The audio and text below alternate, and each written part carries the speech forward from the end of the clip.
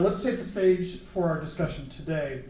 In August 2018, I was invited to give two talks commemorating the 78th anniversary of the 1940 flood, one to the Boone Area Chamber of Commerce and the other here at BRAHM.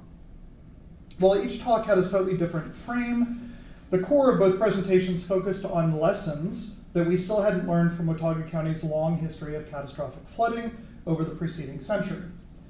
I highlighted the increasing frequency with which severe flooding events were occurring in Boone and the reasons why. I wrapped those talks by strongly cautioning that an event on the scale of the 1940 flood, or worse, would likely occur in the relative near term, and that the impact would be devastating for our community and our local economy. I urged our local governments and our communities to begin to take urgent action to prepare for what was coming. Those talks received mixed reviews.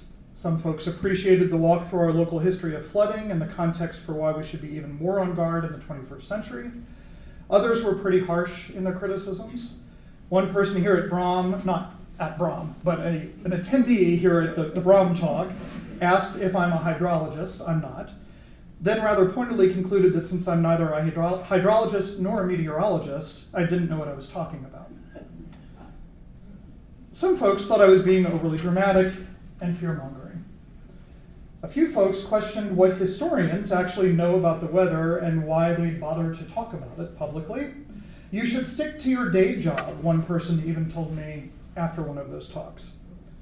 But those who know me well also know that I've spent a lifetime and several careers cautioning about foreseeable but often unexpected outcomes, and like the mythological Cassandra, I'm used to uttering warnings that are not easily accepted or believed.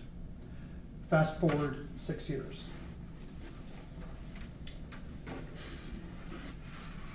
At 5:33 on Thursday, September 26, 2024, I shared this post from the National Weather Service's Weather Prediction Center on my private Facebook page and cautioned that our rain total for the next 3 days, Wednesday through Friday, would likely exceed the 1940 flood totals. For context, 10 to 14 inches of rain fell on Watauga County in 1940. The same day I posted this, predictions for Boone from local and national meteorologists were slightly more optimistic. National Weather Service wasn't yet predicting the 20.1 inches we would actually receive in Boone over those 3 days.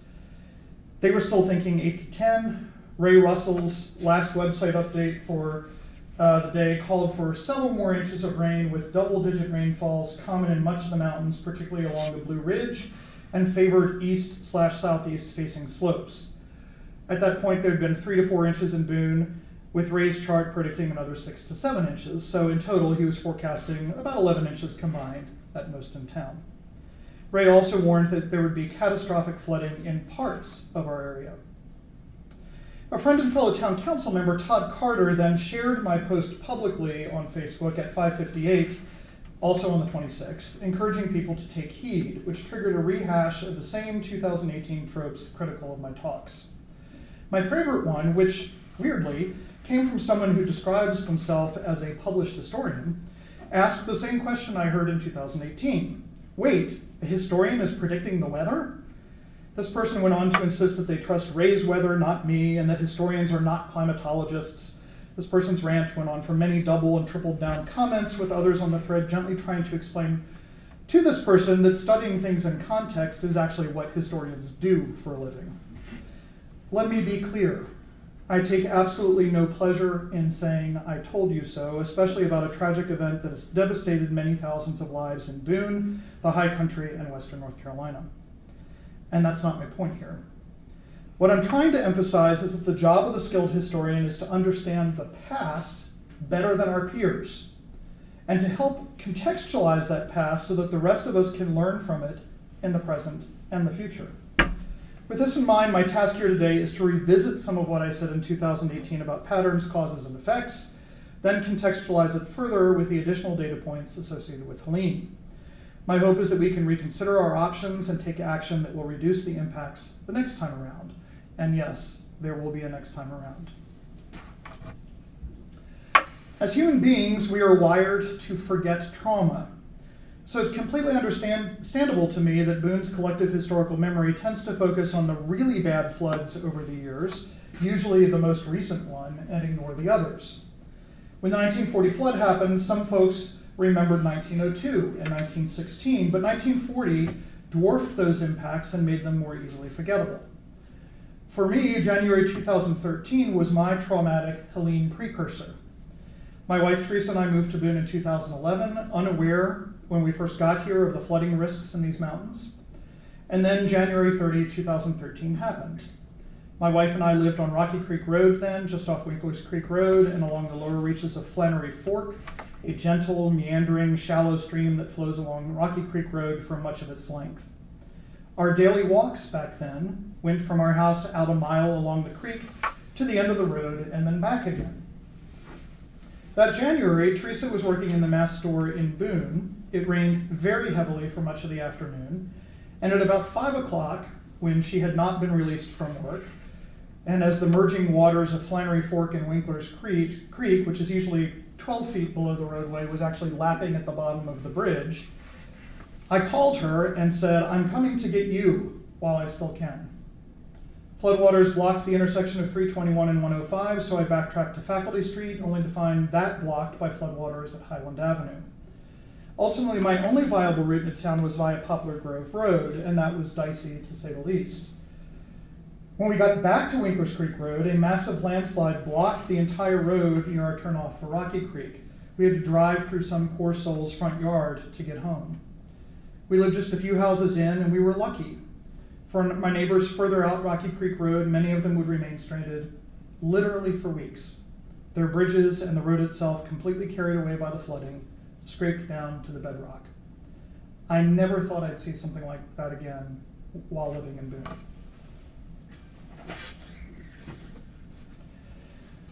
But the details of the January 2013 event elsewhere in town will probably sound familiar. As a result of the flood, numerous residents were evacuated because of a propane leak at Suburban Propane, which, if you don't know, is located squarely in the middle of the active floodway, not a flood zone. It is in the floodway in Boone.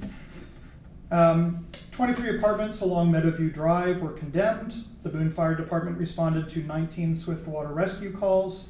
Watauga County Maintenance Engineer Kevin Whittington called it the worst flooding he had seen since Hurricane Ivan in 2004, just 9 years earlier, and apparently Mr. Whittington's traumatic precursor event for 2013.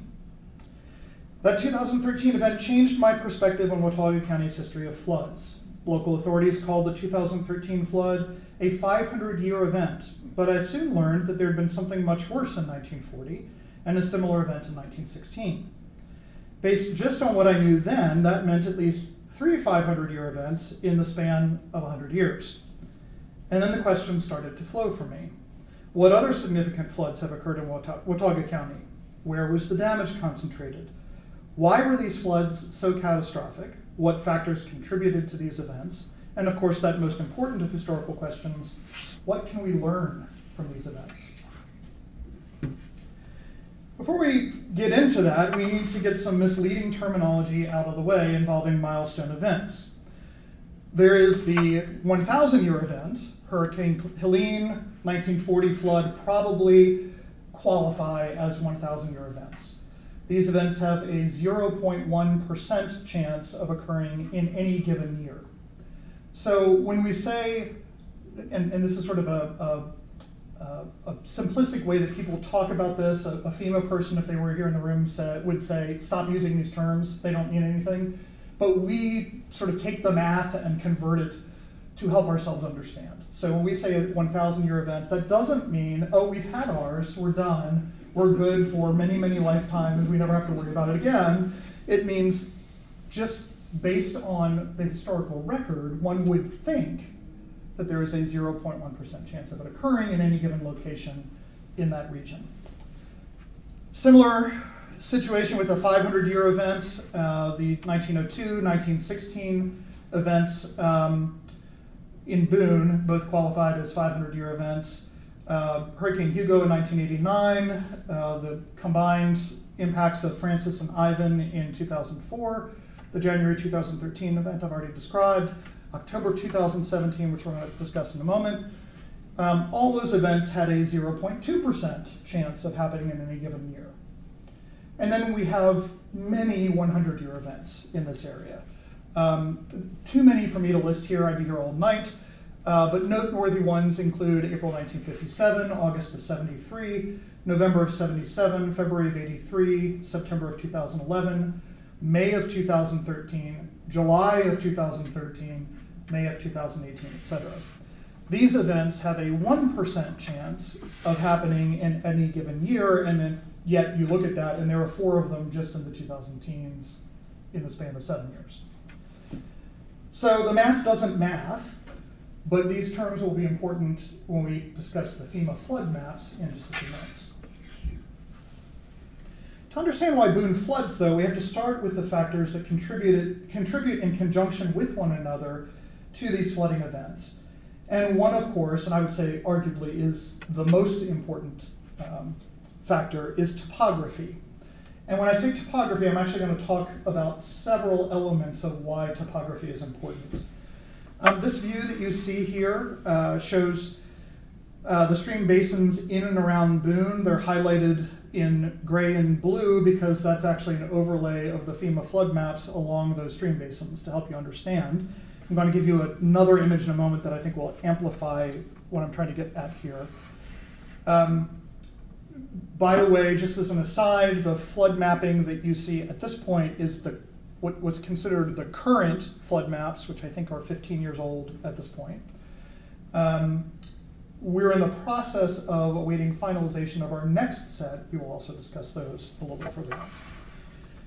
So what this shows is that Boone is pretty clearly in a geographical bowl.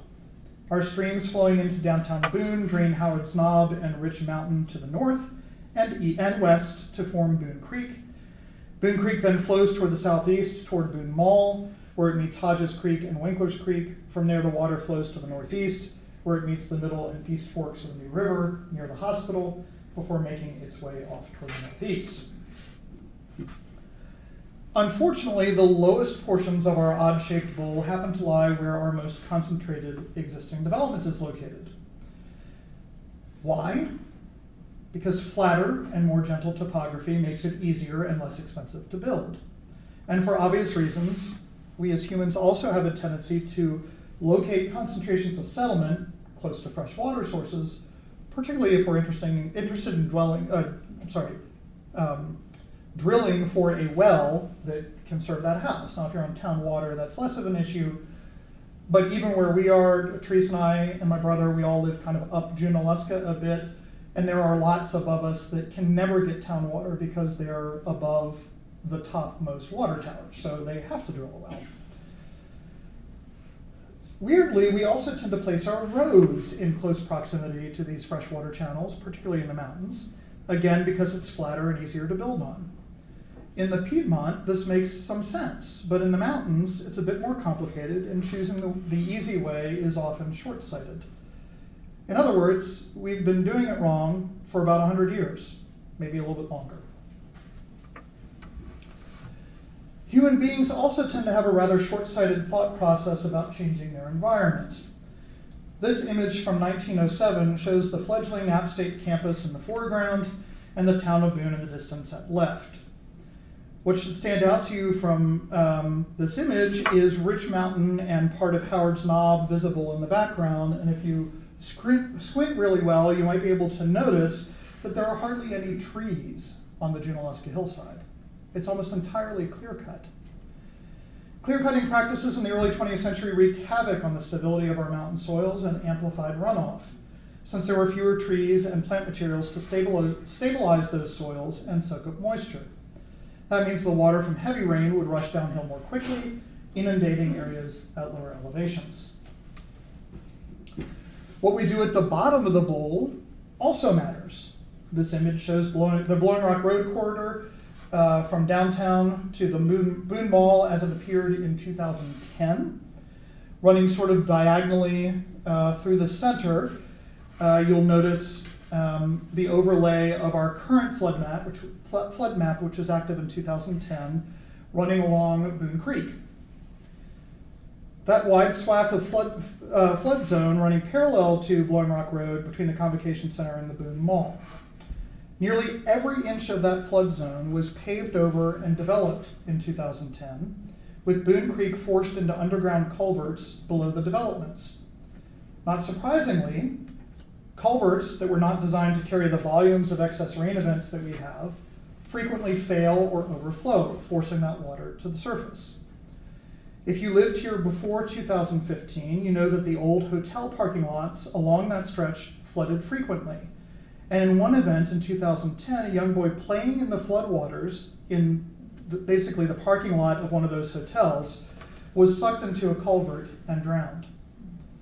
By 2015, much of that property had been converted into the Standard, a massive student housing complex on the site. There's not much that I have to praise about the Standard, except for one thing. The town insisted that the developers daylight Boone Creek through that property, and the developers agreed. Daylighting that creek and replanting the area around the creek has made a huge improvement, actually, in how the stretch of Boone Creek performs when we have smaller scale flooding events. And there's a lesson there that we can apply elsewhere in town in our other areas that are covered over and culverted.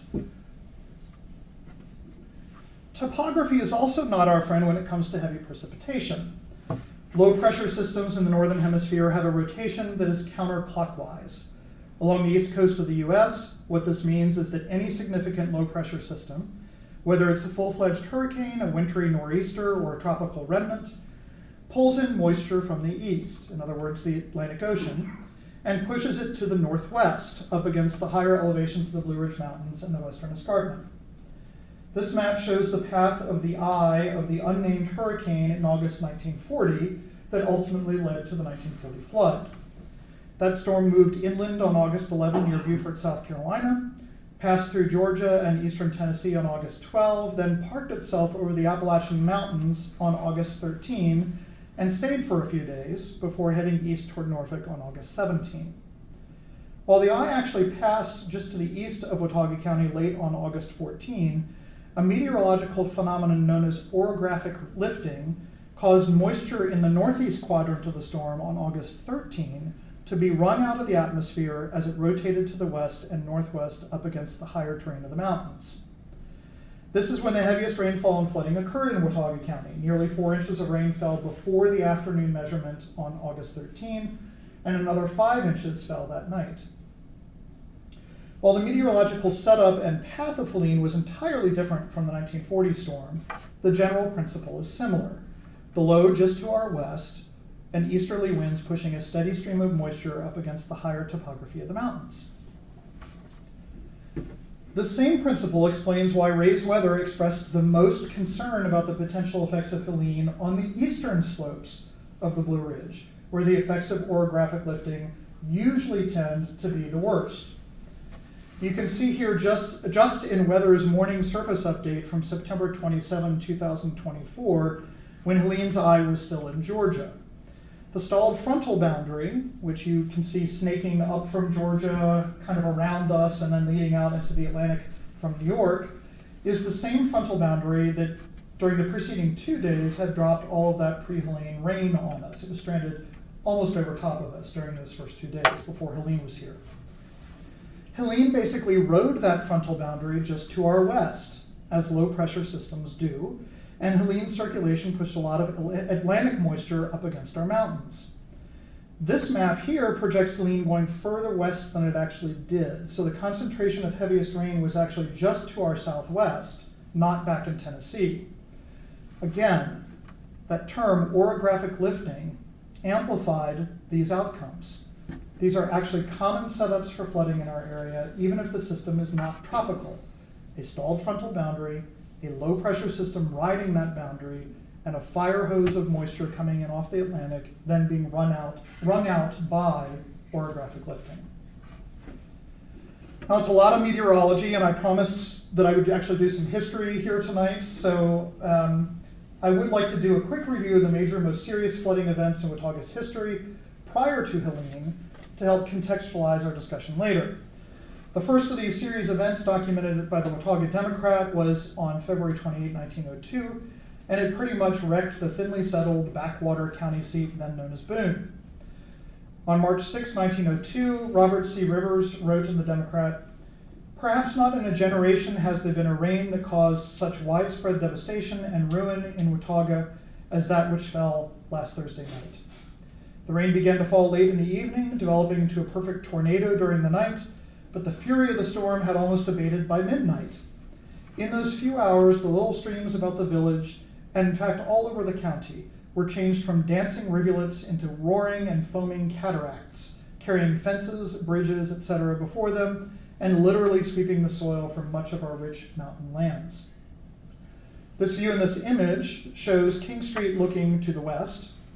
At left is the Watauga Democrats building at that time, located on the same site as the later iteration of the Democrat, and presently known as South End Brewing. The 1875 courthouse at North Water and King is visible a bit further in the distance. Speaking of the stream coming down from Junaluska on North Water Street, which was then daylighted, not diverted into a culvert, Rivers added, quote, "The little stream that runs by the courthouse carried hundreds of rails, logs, and other debris from Howard's Knob, drifting them in the street, causing the stream to leave its bed and form into a perfect lake in front of the Democrat office. In fact, before it gained an outlet, the water rose to such a height that it only lacked a few inches of getting up to the office windows." Rivers' account is telling in that he speaks of the logs coming all the way down from Howard's Knob. This would have been the leftover debris from heavy logging operations on the clear-cut hillside, and the visible boulders and mud in the foreground of this image tell the rest of the tale. Without anything to anchor the soil or absorb and thus retain the moisture, much of that land and debris gave way and traveled into town. This view looks east along King Street. The Watauga Democrat is at right, with the Blair Hotel in the distance at right, and the J.D. Crack Council, where the post office now sits, at left. It was only 14 years after the 1902 flood when the local community was dealing with another 500-year event. As a result of heavy rainfall that fell over 2 days in mid-July 1916, county residents experienced a litany of destruction that sounds awfully familiar when compared with what we saw in 1940 and with Helene. While Cove Creek, Valley Cruces, and Shaw's Mill saw heavy damage to commercial businesses, agriculture, and infrastructure, by comparison, the 1916 flood's effects in Boone proper were relatively tame. Most damage was actually just outside of town. All but 2 bridges on the turnpike from Boone to Blowing Rock were carried away, leaving that road impassable for weeks. Perhaps most devastating was the collapse of the Trout Lake Dam at the Cone Estate, sending waters rushing through Flannery Fork to its junction with Winkler's Creek, destroying numerous homes and stripping the agricultural fields further down to the bedrock. This cascade took out Winkler's mill buildings and ultimately found itself pushing through the lowlands owned by Winklers, Farthings, Edmistons, Blairs, and others. In case those names and those lands are not familiar to you, I'll make it clear. Boone Mall, Lowe's Hardware, Walmart, Boone Heights, the Recreation Center, Optimist Park, the Boone Golf Course, the Greenway, and every single business and apartment complex lying today adjacent to those areas and in the path. The New River Light and Power Dam, located at that time where the powerhouse ruins are on the Greenway, remained partially intact but was detached from the shore at both ends, causing the village of Boone to be without power for more than 2 weeks. Most of the farmers along this long run of Flannery Fork, Winkler's Creek, and the South Fork of the New River suffered nearly total losses in their agricultural bottomlands. In less than 40 years, longtime Boone locals would forget that history, though, and begin rapidly developing the Blowing Rock Road and Meadowview Drive corridors with motels, a drive-in cinema, restaurants, and yes, homes. Just 24 years later, in August 1940, Boone and Watauga County were once again facing a large-scale flooding event, definitely of the 500-year variety and arguably more in line with a 1,000-year event on par with Helene. As I described earlier, its effects were the result of the remnants of an unnamed hurricane moving inland and meandering about Georgia, Tennessee, and North Carolina for days on end, and dropping a deluge on Watauga County. All told, the rainfall in eastern Watauga County totaled between 10 and 14 inches, the vast majority of it falling on August 13. For a comparison of this event to the 1916 flood, the Watauga River at Sugar Grove reached a maximum flood stage of 22.1 feet in 1916. Maximum flood stage at the same location in 1940 was an absurd 29.6 feet around 7 p.m. on the night of August 13th. For comparison, floodwaters at the same location peaked at 29.5 feet during Helene, basically equal to what we saw in 1940. The resulting damage in 1940 was severe throughout the area. Many main roads also suffered severe damage, leaving residents in many parts of the county stranded for weeks. Engineering News Record reported on August 22 that highway officials had estimated that 90% of the secondary road bridges in Ashe, Wilkes, and Watauga counties have been destroyed. One of the great casualties of the flood was the Linville River Railway between Cranberry and Boone, whose tracks and trestles were decimated by landslides and flooding. While the railroad had never really been profitable and was more vital for freight traffic than its passenger loads, the East Tennessee and Western North Carolina Railroad decided not to reopen the line after the 1940 flood. That was the end of train service to Boone. But while flooding and the loss of transportation infrastructure were disabling for the Watauga community, the real terror was the loss of life from the landslides that accompanied the 1940 flood. Now remember, many of the hillsides have still not recovered from all of that logging. Many of them are bare. More than 2,000 documented landslides occurred in Watauga County alone in 1940, 763 of them in the Deep Gap and Stony Fork areas. Shown here is the landslide in the Stony Fork area that destroyed the Watson filling station and the Guy Carlton filling station on the North Wilkesboro Highway, just east of where the Blue Ridge Parkway crosses 421. Every time you are driving east toward Wilkesboro, you pass over the path of this landslide. Killed in this landslide were Martha Ann Carroll and Johnny Green. Iona Miller Bumgardner, who lived downhill from the gas stations, was also killed, although her body has never been found. According to contemporary newspaper accounts, this one landslide traveled more than 2 miles before leveling off and amplifying the stream flooding at Stony Fork. All told, 16 people were killed in Watauga, 32 homes were completely destroyed, and many, many more homes and businesses flooded. Farm losses were well into the millions of dollars in 1940 dollars. Boone had its own fair share of damage from the flood, especially hard hit were North Water Street and King Street. If you were in Boone for Helene, you're going to probably wonder, am I looking at an image from Helene? Because this exact same thing happened in Helene. Seen here is the intersection of Depot and King, looking west from the second floor of the W.R. Winkler building.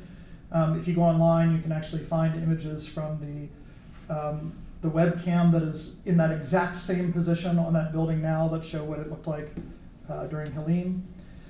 At the south end of Depot Street, the bridge over Boone Creek was washed out, leaving the depot isolated from the rest of town. On North Water Street, near the 1875 courthouse and the 1939 Watauga County office building, the culvert handling water coming down the hill from Junaluska completely clogged with debris and failed, causing water to flood across the surface instead, peeling back the asphalt on North Water Street and inundating several vehicles there. That water flowing down North Water Street ultimately met with the water flowing downhill to the east on King Street, creating a turbulent scene of turgid water and debris in the midst of the flooding. At one point, the water was so deep that fish from AE South's stocked fish pond at the head of North Water Street, where Bill Dixon lives today, if you know Bill, that stock pond had been blown out by the Junaluska torrent, and the fish from that pond were actually captured by a local resident in the front of the Sinclair service station, about where the Boone Fire Department is now, and visible just to the right in the center of this image. Most of the businesses on the south side of King Street, from the Watauga Democrat building to the Belk Department Store, which is now the antique store opposite Mast, had flooded interiors. Many of the business owners in these locations would have that same experience during Helene. According to reports in the Watauga Democrat, all main roads out of Boone were impassable for nearly a week, with 421 from Boone to North Wilkesboro closed for more than a month. In the span of just 8 miles along 421 in Watauga and Wilkes counties, the highway was severed and completely impassable at 21 different places. Since the 1940 flood, heavy rains have occasionally ravaged parts of Watauga County and with increasing frequency. A deluge in December 1950, which the Watauga Democrat described as the heaviest since 1940, flooded basements in Boone, sent streams out of their banks, and left cattle marooned on high spots in lowland fields. In April 1957, A 100-year event produced 5 inches of rain, causing the dam at Mystery Hill Lake to burst. Probably didn't even know there was a lake at one time at Mystery Hill, with roads and highways heavily damaged and lowland farm crops washed away. Landslides blocked the new Linville Highway, better known to us today as NC 105, and several bridges throughout the county were washed away or knocked out of place. Other events in December of 59, August of 61, March of 63, August of 73, November of 77, and February of 83 followed heavy rainfalls between 3 and 6 inches, damaging homes, destroying some, taking out bridges, and endangering lives. Once the Boone Mall was built in the early 1980s, it became a common locus for flooding along with the Boondocks area, seen in this flooding image from circa 1990. For 40 years, locals in Boone have known that this area is basically a boat rescue just waiting to take place. I already told you about our experience in January of 2013 and how I thought I'd never see anything like that again, and yet not even 6 months later, here we were, living close to downtown and dealing with this. This July 2013 storm resulted in a FEMA disaster declaration for Watauga County. Based on this image taken at the intersection of Holmes Drive and Blowing Rock Road, that's the old Hardee's at the right, currently being worked on for a new bar. Flooding along Blowing Rock Road reached the outer limit of the 500-year flood zone. Flooding has reached this same outer limit at least 3 times since the construction of the standard in 2015, when the daylighting of the stream actually helped with flooding in this area. 2 of those occasions were October 2017 and, of course, Helene last year. You may remember the 2017 event if you've been up in this area for a bit. This is a view of the flooding at the Boone Mall on October 23, 2017. This was routinely referred to at the time as an historic flooding event that saw not only the usual locations like the Boone Mall parking lot flood, but also locations that aren't even labeled on our flood maps as being within the 500-year flood zone. More than 40 apartment units and dozens of homes and businesses were flooded as a result of the heavy rains. Governor Cooper requested an SBA disaster declaration for Watauga County in the wake of this flood. The Boone Weather Station registered a total of just 6.75 inches of rain in the 2 days leading up to this flooding, about half of what fell in 1940 and only a third of what fell during Helene. This is what King Street looked on May 18, 2018, when the North Water Street culvert handling all of the flow from the 4 branches on Junaluska Hill became clogged. As I drove past the Appalachian Management Building that day during the heavy rain, the culvert drain adjacent to their building was spewing a geyser 40 feet into the air. That issue was caused by a larger culvert, a town-maintained culvert, coming down from Junaluska and meeting the smaller diameter culvert maintained by NCDOT at that location where the drain is. Lots of water doesn't like to go in a smaller hole when it's been in a bigger hole, and so that's why we got a geyser. To date, NCDOT, despite repeated requests from the town, has refused to address this issue. As you may remember, North Water Street from that event was closed for the better part of 2 weeks as the town repaired its culvert, which was ultimately damaged because of that backup happening in their line. According to NOAA, Boone's weather gauge registered just over 6 inches of rain during the 4 days leading up to this culvert failure. About half of that on May 18. The 6-inch total, again, is about half of the amount in 1940, about a third of the amount in Helene. In response, Governor Roy Cooper announced that he was applying for FEMA funding again to assist Watauga County. Teresa and I were fortunate with Helene. I spent part of that Friday trying to help our neighbors up the street keep a huge mud flow from entering their home. But other than losing power and water for a few days, ruining 2 pairs of shoes and a set of clothes, having to throw away a small amount of damaged personal property, and seeing the road by our house disappear into the creek, we fared pretty well. Our friends Odina, Emma, Nora, and Garrett did not.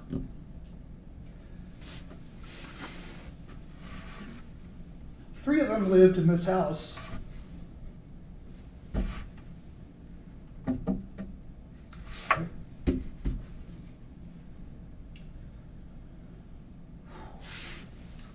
lived at this house on the corner of Meadowview and Leola near Walmart, and across the street from the old trailer park. Garrett spent the night there on the 26th, fearful about trying to make it home to his place in meat camp, and had his car with his computer and all of his belongings on the site, parked behind the house. The water rose to nearly 3 feet high inside the house. They were initially boat rescued, then tried to go home and clean up after the waters receded. When Teresa and I got to them on the 28th, their house reeked of raw sewage, kerosene from toppled tanks, mold, and something else that reminded me, frankly, of death. We pleaded with them to come to our house for as long as it took, and they did so for about 3 weeks. It brought us closer, and Teresa and I have felt a little like proud parents to see them rebuild their lives. But in that moment, they had lost almost everything. That house is no longer there, one of roughly 200 housing units in Boone that were condemned, many of which were later demolished. What angers me most about their experience is that my friends did not know the risks of living there. Their lease apparently did not contain the notification addendum required by town code, and they hadn't lived here long enough to know that the house was in an area that floods regularly. They are not the exception.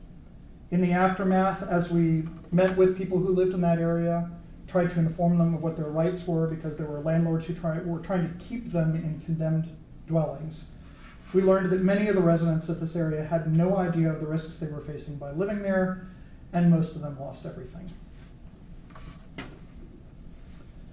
So I've already talked about how topography, perhaps more than anything else, is not our friend here in Watauga County for several reasons. But beyond that topography, there are also several risk factors in our area that make it more likely that we will have trouble from heavy rain events. Of the 3 factors, 2 of these factors we can do nothing about, other than to adjust our decision-making to account for them. The first risk factor is the nature of our soils in Watauga County, particularly on our steep slopes. As this chart indicates, the brighter red is steeper slope and more dangerous slope. We live in an area marked by high debris flow incidence and susceptibility. In short, our topography has already betrayed us, and the danger lies hidden beneath our feet and our homes.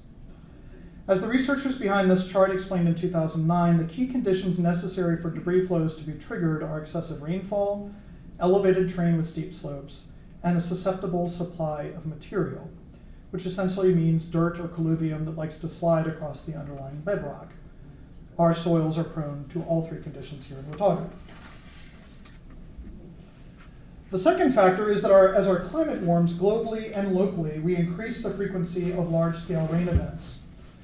This happens as NASA's Global Precipitation Measurement mission explained before January 2025, when all this stuff basically went offline, that because, quote, rising temperatures intensify the Earth's water cycle, increased evaporation results in more frequent and intense storms. As a result, storm-affected areas are likely to experience increases in precipitation and increased risk of flooding. Historical figures from the 2017 Climate Science Special Report produced by the US and mandated by Congress in 1990 highlight this second risk factor, increasing rainfall intensity over the past 125 years that has actually accelerated even more in the past 70 years. These charts show that we're seeing dramatic increases in extreme precipitation events over the past century. In particular, our region has seen a 27% increase in daily events that exceed the 99th percentile of all rainfall events for the historic period from 1958 to 2016. And we've seen a 58% increase in our region in the number of 2-day precipitation events that exceed the largest 2-day amount that is expected to occur within a 5-year period for the past century, and a 49% increase in such events for the past 70 years. On a local level, there is little we can do about this, but we need to be aware of these issues, and we need to prepare for the consequences. So if building in the flood zones is a bad idea, then you might wonder if building on ridge tops or mountainsides is a better solution. What we've known since that 1902 event here in Boone, though, is that deforesting our ridge tops and mountainsides only amplifies the speed and intensity of downhill water flow in heavy rain events. Putting more impermeable surface on those ridge tops and mountainsides only makes it worse. In May 2018, Ellicott City, Maryland learned the importance of these factors the hard way. Like Boone, their historic town is located in a bowl fed by several streams flowing down into a valley. Upstream on the hilltops, new developments continue to be built, in spite of a flood event in 2016 that devastated the town. When 8 inches of rain fell quickly on the area in the span of 2 hours in 2018, a similar volume of water to what fell in 2016, and thus the second 1,000-year flooding event in just 2 years, areas not affected in 2016, this time around, were completely inundated. Local officials now widely acknowledge the role that intensified development and stormwater runoff played in the 2018 catastrophe. As estimated in 2016, fixing the problem would cost Ellicott City $35 million in immediate improvements and another $85 million in long-term projects for a revamped stormwater management system, with little of it implemented before the 2018 event. By 2022, that $85 million had doubled when they announced plans for a 5,000-foot-long underground tunnel to carry away water flow during extreme events that would cost $167 million to help redirect floodwaters. As of 2025, none of it has been built. That just shows, again, how this is a race against time. And then we have our flood maps. Frankly, what I'm about to say is very much what I said in 2018. It's been 7 years since those talks, and my 2 years so far on Boone's Town Council helped me better understand how challenging implementation of the necessary solutions is. Our problems begin on the sides of our bowl and amplify with our insistence on cramming more and more people and their housing inside the bowl. We've talked already about the culverts leading into downtown Boone, one of which is responsible for the vast majority of the water streaming off of the Junaluska hillside. When we bury our streams in a tube, all of the debris they carry eventually builds up in those tubes. And when we have extreme weather events, sometimes those tubes clog or fail altogether, as happened with the event that I described in May of 2018. But we have other issues in downtown Boone, closer to the bottom of the bowl, where this is an issue too. In this section that I show you here, this is the long stretch from the former Goodnight Brothers property in downtown Boone to ASU's Varsity Gym, which lies entirely underground in culverts. It is not a coincidence that this is also the source of some of the worst flooding in the downtown ASU area when we have extreme weather events. It's worth a reminder that diverted water from this culvert nearly caused the Fairfield Apartments to collapse into the Peacock lot in 2011. Daylighting Boone Creek along the stretch would have the benefit of slowing down the flow of water as it passes through this vicinity, while also helping to control flooding within this stretch of Boone Creek. This in turn has benefits for folks who are further downstream too. Other options for daylighting include the area between the Convocation Center and NC 105 along Faculty Street, where clogged and failing culverts coupled with sinkholes can continue to be an issue. The town and ASU have had regular discussions since 2018 about the possibility of daylighting Boone Creek through the Peacock lot on River Street. As of this fall, that project remains stalled and unfunded by the state legislature. This is the Blowing Rock corridor today with the existing flood zones overlaid. And by that I mean the old flood maps overlaid on here. Light blue is the 100-year flood zone, dark blue is the 500-year zone. If there's one common factor about the land in the bottom of our bowl today, it's the impermeable surface parking lots that run on forever, as far as the eye can see, punctuated by impermeable rooftops on the buildings sitting in the middle of those parking lots. As this view of the flood zones around the Boone Mall shows, the vast majority of the land area around the streams is paved, which means no rainfall that falls in this area is retained through saturation of soils. It all runs off. This amplifies the effects of heavy rainfall not only in the immediate area, but also for those lying downstream. In the Walmart and Boone Heights areas, the situation is even more frightening, with nary a green space or retention swale to be found, aside from the Greenway Trail located in the midst of the flood channel. In short, as long as runoff from our higher elevations is not captured and retained before it hits the streams of the valley floor, and as long as our valley floor remains a giant parking lot with buried culverts incapable of handling that runoff, then the water will have nowhere to go but up and out into our businesses and our homes. FEMA knows this, and I am normally a big proponent of the good that FEMA can do. But one of their failings is the way the flood map program works. As I mentioned, ours are at least 15, almost 20 years old. They began the process of renewals and notified us, if I recall correctly, it was the week before Helene, hey, we've got your new flood maps. Your 20-year renewal time is coming next month, so you can take a look at them. This is the Blowing Rock road corridor with the recently proposed FEMA flood maps overlaid. The hashed area is the floodway, dark blue is the 100-year flood zone, yellow is the 500-year zone. The data used to create these maps preceded entirely Helene, and despite our requests, they would not modify the maps to reflect data from Helene. Some notable things stand out though. First, throughout the Boone area, many areas throughout town have seen modest reductions in their 100 and 500-year flood zone coverage. To me, the most galling change on this part of the map is that Boone Heights Drive and the stores on the east side of the road by Winkler's Creek have been removed from the 500-year flood zone, even though all of those businesses flooded and several were condemned for months. Portions of the area along Furman Drive and in the Wellness District, including my dentist's office, which flooded and was closed for more than 6 months, have been removed from the 100-year flood zone.